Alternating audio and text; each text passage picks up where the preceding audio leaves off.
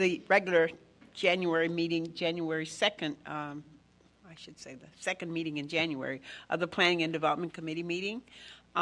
We do have a quorum, and could we get a motion for the approval of the minutes of the January 9th, 2012 meeting? So moved. Second. Are there any additions or corrections to the minutes? If not, all in favor? Aye. Okay. We have two items for consideration this evening. Number one being P1, and I'll read it, and then I think we have a speaker. Ordinance 6-0-12, granting a special use for childcare for a child daycare center at 1629 Orrington Avenue. Staff recommends approval of Ordinance 6-0-12 as proposed to be amended, granting a special use permit for the operation of a child daycare center at 1629 Orrington Avenue. The proposed amended ordinance 6-0-12 reflects P&D's committee directions to address two aspects of the application for special use by Bright Horizons Child Care Centers, LLC. This ordinance was introduced at the January 9th, 2012 City Council meeting and will be considered again at the Planning and Development meeting on January the 23rd, 2012. And I think we have one speaker, Ms. Fincher. Wanted to speak? There's a mic over here or over here, either way.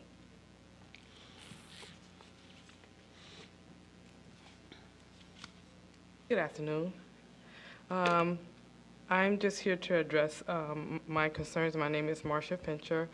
I'm an Evanston citizen. I live at 1400 Ashland Avenue, and I presently own an in-home daycare service and provide in-home daycare services. My first concern, I must say, is safety. I'm looking at the capacity size, and I say if we had a serious emergency, like a tornado, cyclone, fire, and so on, how would so many children be safely evacuated to and from the building, since it is located in the heart of downtown where the streets are so busy?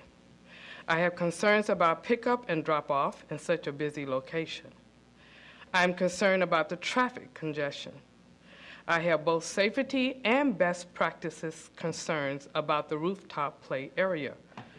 Children are curious, and I envision them being in a fenced-in space with little room to run, jump, tumble, and play, feel the grass, pull the grass, roll in the grass. Almost remind me of what inmates are limited to for outdoor activity. I can't think of a nearby playground within 2 to 3 blocks. And I shiver to think about a group of small children so young having to walk in such a busy area, crossing streets and so on. My next concern would be staffing. The best practice for young developing children is that they will have consistency in caregiving. In other words, they can look forward to one caregiver consistently being there for them in their early years. This helps to establish trust, preparedness, stability, self-confidence, and focus, which are needed coping skills for later life. We are all too familiar with the large staff turnover in daycare centers, and with the proposed number of teachers, I am concerned. I'm concerned about the proposed classroom size and teacher-child ratio. It's easy to throw numbers out, but it's another thing to fulfill the obligation that is owed to young developing children. The proposal is for 23 rooms. That's approximately 13.25 students per room. If you consider 13 infants in a room, I calculate approximately 4 to 5 teachers. If there are 13 two-year-olds in a classroom, I calculate 1 teacher per 2 to 3 toddlers. Again, 4 to 5 teachers. That's 10 teachers already, and only 2 classrooms has been filled. As you can see, at this rate, there should be concerns for staff-child ratio. You stated hiring 58 employees, which include food services and professional staffing. Now, I'm talking about high standards and best practices for optimal development, potential for each child. It amazes me and should amaze you that with so many schools, daycare centers, and home care in Evanston, our children are still undereducated and not prepared for kindergarten and are testing poorly for upper grades. Somehow, I believe we have failed our children and our society. Could it be that we have become blindsided and are more concerned about profit and filling budget gaps to the point that we are willing to see another generation just seep right through the cracks? Do we really need another daycare facility in this already congested and inundated city of Evanston? Or do we need to repurpose the ones we already have and give our children the nurture and care they really deserve to have to become productive citizens? We have so many buildings in Evanston now that are half full in foreclosure. I don't know if it was due to being overly ambitious or not able to anticipate the market. I would hate to see another expansive and expensive building not living up to its anticipated potential, or another generation of children that are half full, which means that they're half empty and not prepared to meet the challenges that they will face because we have overlooked some very important developmental issues. Thank you. Thank you. Is there anyone else who wanted to speak on this issue? Okay. Is there a motion? Move approval. Is there a second? Second. Okay, is there discussion, questions? With the amendments. Right, with the amendments. Any other comments? Okay, it's been moved and second. All in favor? Aye. Aye. Any opposed? Okay. All right. The second item for discussion is the discussion of a draft ordinance XX-0-12, amending various portions of the zoning ordinance to expand the list of prohibited home-based businesses. Staff recommends that the Planning and Development Committee refer the enclosed draft ordinance to the Plan Commission for consideration and recommendation back to the Planning and Development Committee as a text amendment to the zoning ordinance. Is there a motion? Move approval, but can we talk about it? Absolutely. It's been moved and second. Alderman Rainey. Madam Chair, I was concerned. I know everybody is different. All businesses behave differently. But I know for a fact I have a couple of landscapers in my ward who do have their trucks. They're, in the back, away from, everybody, and their equipment there. And their homes on the street are among the most beautifully landscaped, beautiful flowers, simple, well-maintained, clean. I would just hate to see them not allowed to run their business out of their home. I'm sure it's what makes it profitable to be able to do that. Now, I know I've heard stories about other landscapers who are awful and have huge piles of stuff, and I've even had complaints about some others. But I just wonder how are we going to deal with this? Because one of the things that they want to exclude is a landscaping business that has their equipment at home. Alderman Wilson. Thank you. And I had a similar concern. I'm just trying to look at how we can tailor this so that it addresses the quote-unquote bad guys and doesn't harm the people that are operating legitimate businesses, that doesn't really impose on the community. Subsection C, I think, also is subject to that same concern about the garages and carports. It says whether attached or detached shall not be used for any home occupation other than for the storage of an automobile. I can just think of circumstances where maybe somebody fixes computers in their house, or just something that's not going to be an imposition or a problem for the neighbors. Something might be kept in the garage. Or the landscape materials, for example. If they have a small business, they might keep something, the lawnmower. What about the neighbor kid who keeps the lawnmower in the garage and he, does lawns? I don't think the intention is to include people like that. But the way it's drafted, it would include all of those circumstances.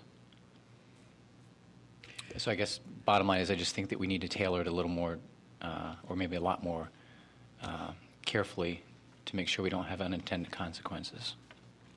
I don't know. I think that, and maybe the only bad guys live in the Fifth Ward. I'm not really sure, but there are areas and there are complaints where people, since we're talking about landscapers, where landscapers keep much more than a lawnmower in the garage. I mean, they have trucks coming and picking up supplies as they go out to their various businesses, living in a residential neighborhood.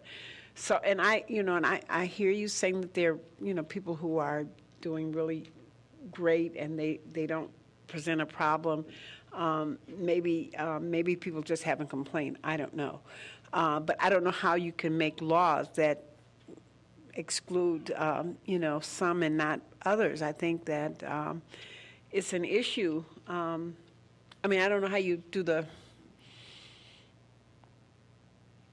as you're saying, the bad guys and keeping the good guys, because I'm not so sure that it's right to run a business out of, business like that out of your, if you have a computer, that's real different than having someone come and pick up bags of soil or bushes and things, to go and plant them somewhere else. Those things would be stored in garages. Those are some of the examples that I've actually seen because I've gone and looked when neighbors have called. If I could continue, I guess. Go ahead. Yeah, it does prevent somebody from, a couple computers or maybe fixing some sort of repair business, or maybe they fix bicycles in their garage, anything of that nature. It prevents that as well, and I think we're running the risk of taking away the livelihoods of a number of people who probably can't afford to go out and get an office or get rent space, which is why they're doing this out of their homes in the first place.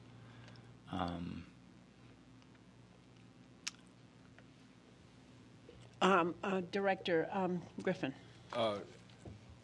Thank you, Madam Chairman. If I could help, really the intent with the garages is that the garage wouldn't be solely set up and run the total business out of there. So I get what you're saying about being able to do some incidental storage or activities in conjunction with the home occupation. So being that we're only asking that this be authorized to send to the Plan Commission, I think we could come up with some verbiage that kind of gets at what Alderman Wilson is explaining.